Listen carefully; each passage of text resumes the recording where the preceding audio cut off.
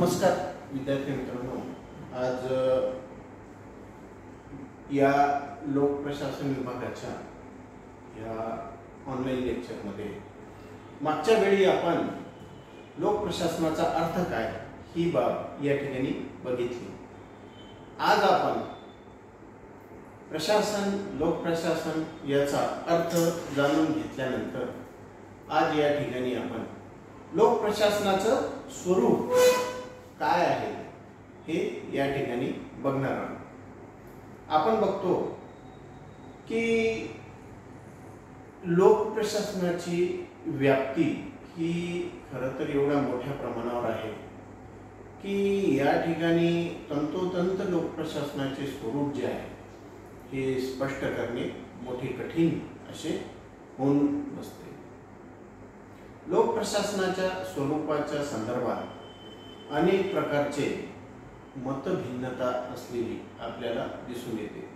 अनेक विचारवंत काही विचारवंत हे व्यापक दृष्टिकोनातून लोक प्रशासनाच्या स्वरूपाचा विचार करतात, तर काही विचारवंत हे संकुचित अशा दृष्टिकोनातून या लोक प्रशासनाच्या स्वरूपाबाबत विचार करतात। आपण बघितलं की निर्णय करणे, त्याचबरोबर धोरण ठरविणे, त्या धोरणांचे डिटेल्स, त्या धोरणांचे ॲनालिसिस, त्या धोरणामध्ये वेळोवेळी बदल, धोरणाची अंमलबजावणी, या सर्व बाबीचा समावेश हा लोक प्रशासनाच्या कार्यात करण्यात यावा का? कारण निश्चितच ह्या ज्या बाबी आहेत ह्या बाबी ह्या लोक प्रशासनाच्या स्वरूपाला प्रभावित करतात। मग या दृष्टीने जर बघितलं तर व्यापक दृष्टिकोनाचे पुरस्कर्ते जे विचारवंत आहेत ते असे म्हणतात की लोक प्रशासनाचा संबंध धोरण ठरविणे, धोरणांचे विश्लेषण करणे, त्याचबरोबर धोरणाची अंमलबजावणी करणे या सर्व बाबींशी येतो। कारण आजच्या ह्या काळामध्ये राजकीय व्यवस्था जी आहे, शासन जे आहे हे अस्थिर असते। त्याची मर्यादा ही ठराविक स्वरूपाची आहे, ती 5 वर्षासाठी आहे आणि पुढचं त्याचं भवितव्य हे कोणीही सांगू शकत नाही। 5 वर्षानंतर शासन बदलूही शकते, शासन परत आलं तरी पण जी जबाबदारी यावेळेस जे पार पाडत होते तीच जबाबदारी पुन्हा प्रत्येकाला देण्यात येईल असंही काही नाही।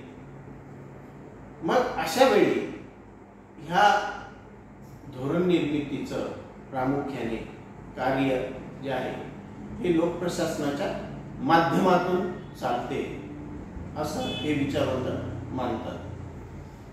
या संदर्भात ह्या धोरण ठरविण्यामध्ये लोक प्रशासनाकडे असणारी आवश्यक जी माहिती आहे ती सर्व लोक प्रशासनाकडे असते। त्याचबरोबर लोक प्रशासनामध्ये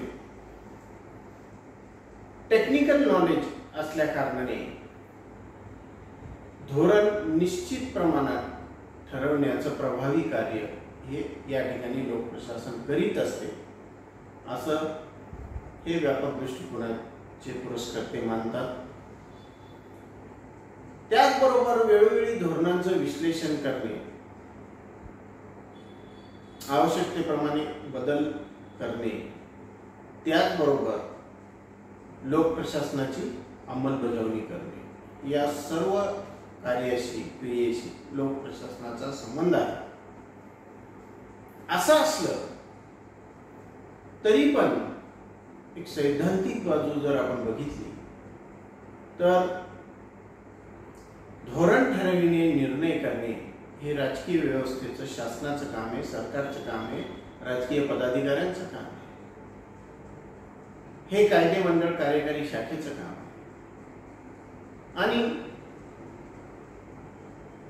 या कार्यात लोक प्रशासन त्या ठिकाणी मदत जरीही करीत असलं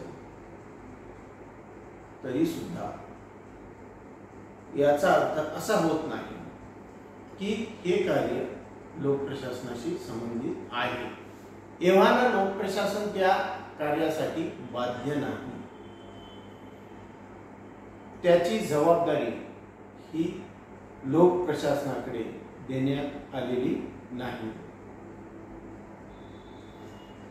आपण बघतो की कायदे मंडळ किंवा कार्यकारी शाखा हे कोणतेही धोरण ठरवताना, कायदे तयार करीत असताना त्या संदर्भात आवश्यक मदत आणि आवश्यक माहिती ही वेळोवेळी लोक प्रशासनाकडून घेण्यात येते. कारण लोक प्रशासन ही स्थिर सार्वजनिक प्रशासकीय यंत्रणा आहे. आपल्या पूर्वानुभवातून आणि आपल्या अभ्यासातून, आपल्या कार्यातून लोक प्रशासन हे या राजकीय व्यवस्थेला त्या संदर्भामध्ये मदत हे करीत असते. त्याचबरोबर संकुचित दृष्टिकोन असणारे विचारवंत हे मानतात की लोक प्रशासनाचा संबंध हा केवळ अंमलबजावणीशी आहे. कायदे मंडळ, कार्यकारी मंडळ जे निर्णय घेते, जे धोरण ठरविते, त्याची केवळ अंमलबजावणी करण्याचं कार्य लोक प्रशासन करीत असते. जरी सुद्धा होणारे निर्णय, होणारे धोरण याच्यावर लोक प्रशासनाचा प्रभाव हा अधिक प्रमाणात जरी असला, असं असलं तरी सुद्धा याचा अर्थ हा होत नाही की हे धोरण ठरविणे, निर्णय करणे हे लोक प्रशासनाचं कार्य आहे. त्याच दृष्टिकोनातनं एक बाब ही लक्षात घेण्यात येतं की जर का लोक प्रशासनाच्या संबंध हा धोरण ठरविणे, धोरणाला कायदेशीर मान्यता घेणे, विश्लेषण करणे, अंमलबजावणी करणे, या सर्व बाबी जर लोक प्रशासनाच्या ह्या व्याप्तीमध्ये जर समाविष्ट झाल्या तर तो एक लोक प्रशासनाच्या अभ्यासकांवर होणारा अन्यायच असू शकतो. एवढ्या मोठ्या प्रमाणावर लोक प्रशासनाच्या अभ्यासकांना याचं अध्ययन, याचा विचार करणे ही बाब सहज नाही. त्या कारणाने सुद्धा लोक प्रशासनामध्ये केवळ अंमलबजावणीच्या दृष्टिकोनातूनच बघण्यात येत असते. आणि प्रामुख्याने आपण बघतो एक लोक प्रशासनाचं स्वरूप, लोक प्रशासनाची व्याप्ती अथवा लोक प्रशासनाचं महत्त्व या कोणत्याही बाबी बघितल्या तर लोक प्रशासनाचा खऱ्या अर्थाने संबंध हा केवळ धोरणाच्या, निर्णयाच्या अंमलबजावणीशीच असलेला आपल्याला या ठिकाणी दिसून येतो. धोरणाची अंमलबजावणी ही प्रामुख्याने लोक प्रशासन करीत असते. त्याचबरोबर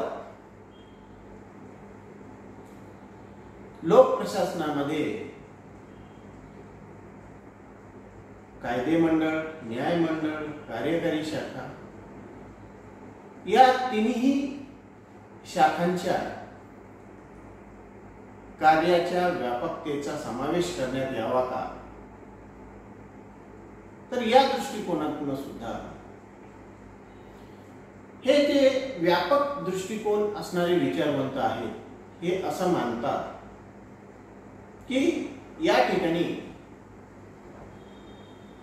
लोकप्रशासन प्रशासकीय न्यायाधिकरण सारख्या बाबीतनं न्यायदानाचं कार्य करतंच, त्याचबरोबर कायदे तयार करण्यात कार्यकारी मंडळाला मोठ्या प्रमाणावर मदत करतं. कायद्याला वैधानिक अनुष्ठान देणाऱ्या कायदे मंडळाला आवश्यक अशी माहिती सल्ले देण्याचं कार्य हे या ठिकाणी लोकप्रशासन करीतच असतं. आणि त्या अनुषंगाने लोकप्रशासनामध्ये ह्या तीनही कायदे मंडळ, कार्यकारी मंडळ आणि न्याय मंडळ यांच्या कार्यव्याप्तीचा समावेश असावा असं ते मानतात. परंतु संकुचित दृष्टिकोनाचे पुरस्कर्ते ही बाब मान्य करीत नाही. त्यांच्या मते की लोकप्रशासनाचा संबंध हा केवळ कार्यकारी शाखेशी असतो आणि एक अंमलबजावणीचं कार्य करण्यातून लोकप्रशासन हे केवळ कार्यकारी शाखेशी संबंधित असतं. त्याचबरोबर आपण बघतो की जर का एकूणच प्रशासकीय हायरार्की, ॲडमिनिस्ट्रेटिव्ह हायरार्की जर आपण बघितली तर यामध्ये शिखरस्थानी लोकप्रशासनाच्या वर कार्यकारी शाखा आणि कार्यकारी शाखेतील असणारे राजकीय पदाधिकारी हेच असतात. या कार्यकारी शाखेचं प्रामुख्याने एकूणच ह्या सार्वजनिक प्रशासकीय यंत्रणेवर नियंत्रण, प्रत्यक्ष नियंत्रण असतं. एव्हाना हे कार्यकारी शाखेचे जे काही पदाधिकारी आहेत ह्या प्रशासकीय व्यवस्थेच्या प्रशासकीय कामकाजाच्या संदर्भात